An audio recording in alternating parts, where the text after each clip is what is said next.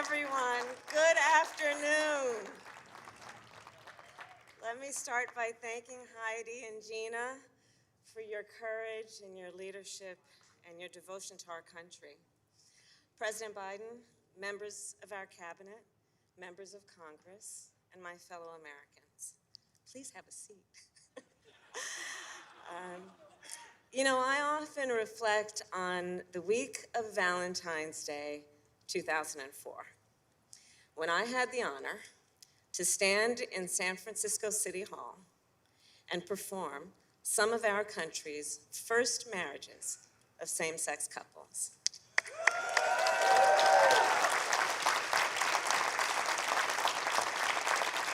I saw tears of joy that day as people celebrated basic human rights, the right to be recognized as a family, the right to be with the person you love, whether at a military graduation, a hospital bedside, or a naturalization ceremony. I also think back to June 28th, 2013, when after we won the fight to strike down Proposition 8,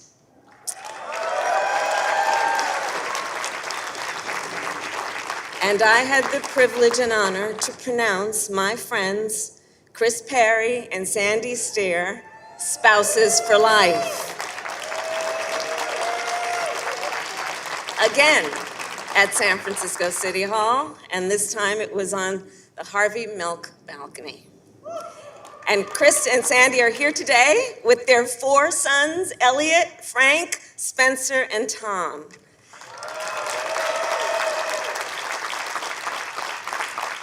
And of course, then, let us think about today, December 13, 2022, a day when, thanks to Democrats and Republicans, we finally protect marriage rights in federal law.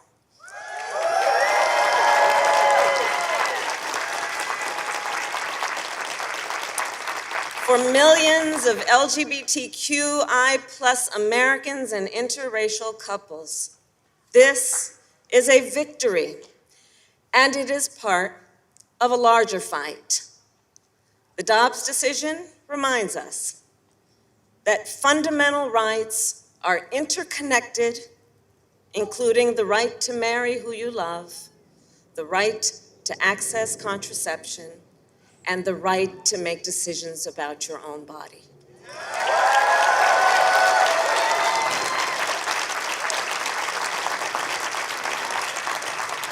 So, to continue to protect fundamental rights, let us continue to stand together, because that is the beauty of the coalition assembled here today, who fight for equality as activists and allies and parents and neighbors and young leaders. And as the great Harvey Milk once said, I quote, "Rights are won only by those who make their voices heard."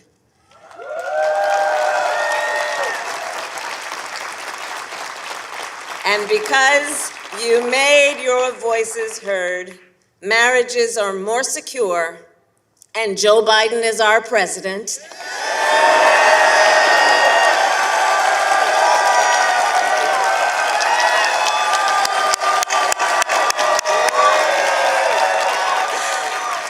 A president who elevated LGBTQI+ leaders to every level of our administration, who fights for the safety and freedom and dignity of all people every single day. And so, with pride, let us welcome the President of the United States, Joe Biden.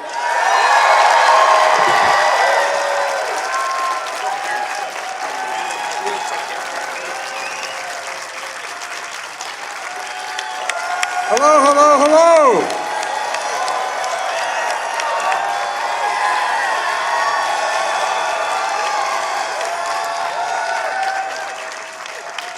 Today's a good day. A day America takes a vital step toward equality, toward liberty and justice, not just for some, but for everyone. Everyone. Toward creating a nation where decency, dignity, and love are recognized, honored, and protected.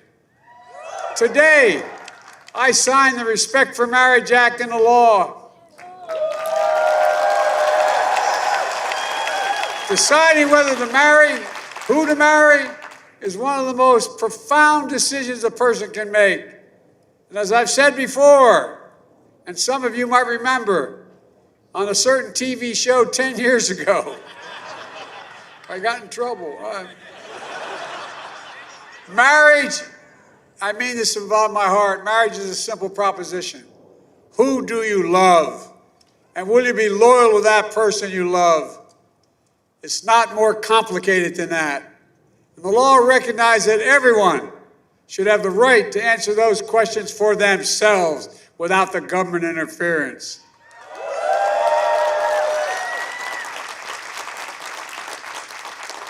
It also secures the federal rights, protections that come with marriage. Like when your loved one gets sick and you've legally recognized as a next of kin. For most of our nation's history, we denied interracial couples and same-sex couples from these protections. We failed to treat them with equal dignity and respect. And now, the law requires that interracial marriage and same-sex marriage must be recognized as legal in every state in the nation.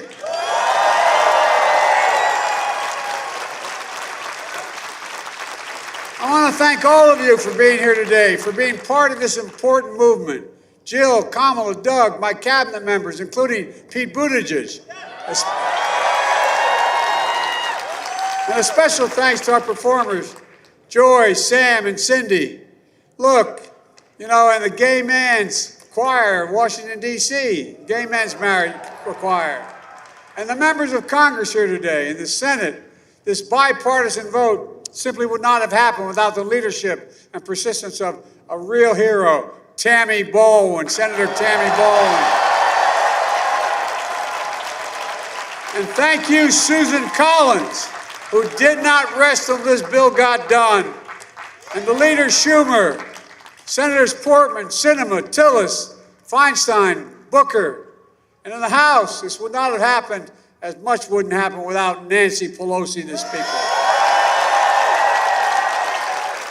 Equality and dignity for the LGBT community has always been her North Star. From her first speech on the House floor, pledging to end AIDS and signaling the bill and signing the bill today, all that time span. Madam Speaker, on behalf of all Americans, thank you for this and so much more for your decades of service.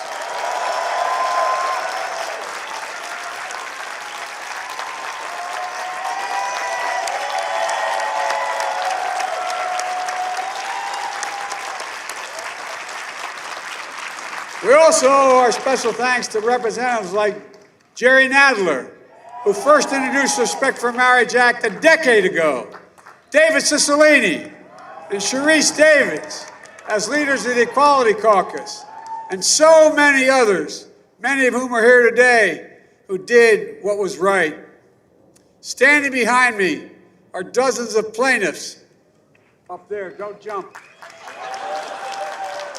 The dozens of plaintiffs who fought for marriage equality through the years, as well as families whose existence would not be possible without the bonds of love and this law honors and protects. Look, we're here today to celebrate their courage and everyone who made the day possible. Courage that led to progress we've seen over the decades, progress that gives us hope that every generation will continue our journey toward a more perfect union. On this day, I think of Mildred and Richard Loving, a young woman of color and a young white man. They met as family friends and eventually fell in love. In 1958, they drove to Washington, D.C. to get married because the relationship was illegal in Virginia. They went back home. 5 weeks later, police burst into their house and arrested them for the crime of being married. The crime of being married. They were sentenced to 1 year in prison unless they agreed to leave Virginia and not return for 25 years. They appealed the sentence, and it wasn't till 9 years later, in 1967, the Supreme Court of the United States ruled unanimously. It declared that laws against interracial marriage were unconstitutional. Today, we're joined by one of the lawyers who represented the Lovings and the widow of their other lawyer that took the fight to the highest court because they believed their love should not be criminalized but should be honored and respected. As Mildred Loving said, previous generations were, quote, bitterly divided over something that should have been so clear and right. So clear and right. No one could put it better. And later, Mildred fought something else that's so clear and right. Marriage equality for LGBTQ Americans. And today, we celebrate our progress from Hawaii, the first state to declare that denying marriage of same-sex couples is unconstitutional, to Massachusetts, the first state to legalize marriage equality for couples like Gina and Heidi, who you just heard from. To all the advocates, excuse me, who worked to block or overturn state bans. As you heard earlier, Vice President Harris took a stand as Attorney General in California.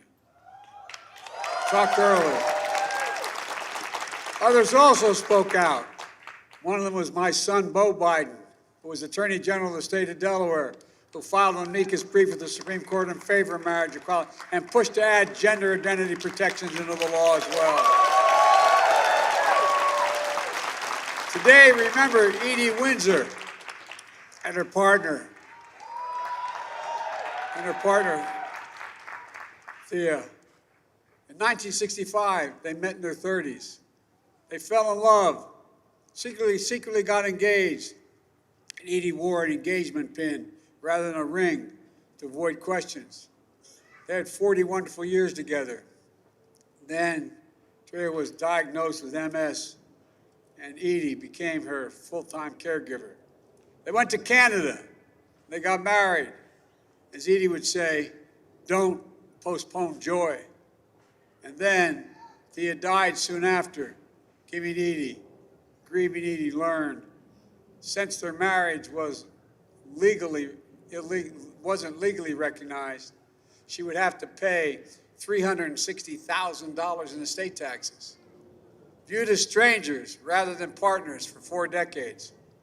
Simply unconscionable and unacceptable. So Edie took her case to the Supreme Court and she won. Before Edie passed away, she fell in love again at age 87. Finally experienced the joy and dignity of legally recognized marriage to Judith. Judith is here today with us. Judith, are you up there?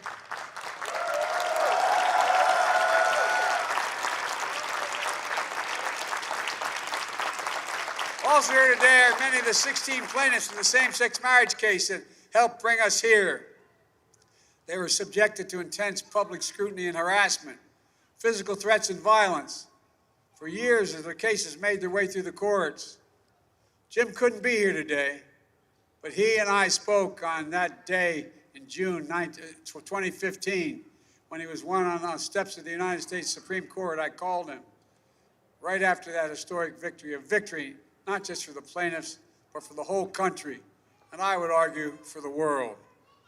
My fellow Americans, the road to this moment has been long, but those who believe in equality and justice, you never gave up. Many of you standing on the South Lawn here.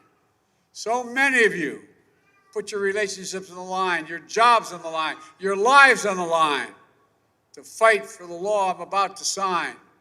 For me and the entire nation, thank you, thank you, thank you.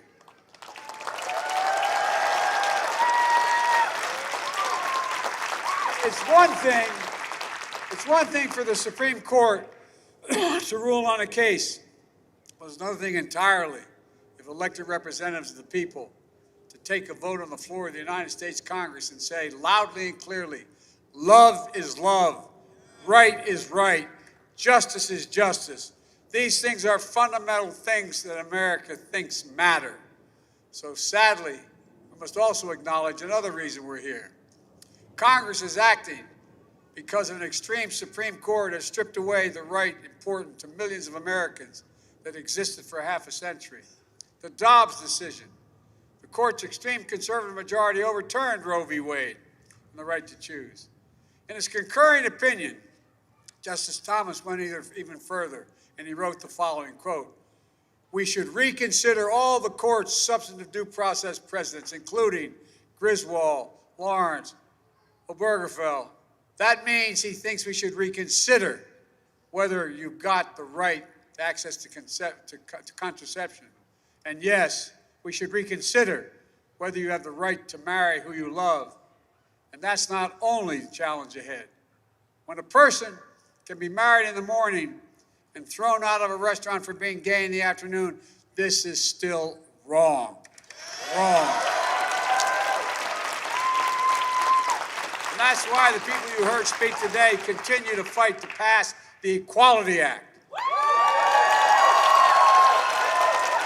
When hospitals, libraries, and community centers are threatened and intimidated, excuse me, because they support LGBTQ children and families, we have to speak out. We must stop the hate and violence, like we just saw in Colorado Springs, where a place of acceptance and celebration was targeted for violence and terror. We need to challenge the hundreds of callous and cynical laws introduced in the states targeting transgender children, terrifying families, and criminalizing doctors who give children the care they need. We have to protect these children so they know they are loved, and we will stand up for them and say they can seek for themselves. Folks, racism, anti-Semitism, homophobia, transphobia, they're all connected. But the antidote to hate is love. This law and the love it defends strike a blow against hate in all its forms.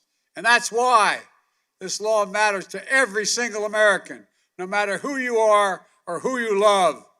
This shouldn't be about conservative or liberal, red or blue. No, this is about realizing the promise of the Declaration of Independence, a promise rooted in a sacred and secular beliefs, a promise that we're all created equal. We're all entitled to what Abraham Lincoln called an open field and a fair chance. You know, there's nothing more decent, more dignified, more American that we're about what we're doing here today. It's about who we are as a nation. It's about the substance of our laws. It's about being true to the best of the soul of America.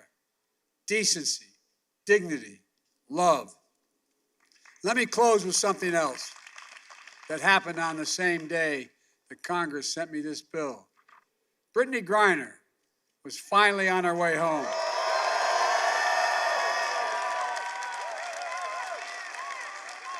I got to know her incredible wife as we worked to bring Brittany home from her unjust imprisonment in Russia. We were together in the Oval Office, her wife and I. We heard Brittany's voice on the phone when she was freed. And we addressed the nation together. When we did that, Brittany's wife said, quote, "Today, my family is whole. My fellow Americans, that all-consuming, life-altering, love and commitment, that's marriage. Thank you to everyone on the hard-fought victory generations in the making. It's been a long road, but we got it done. We're going to continue the work ahead, I promise you. God bless you all, and may God protect our troops. And now, let me sign the Respect for Marriage Act into law."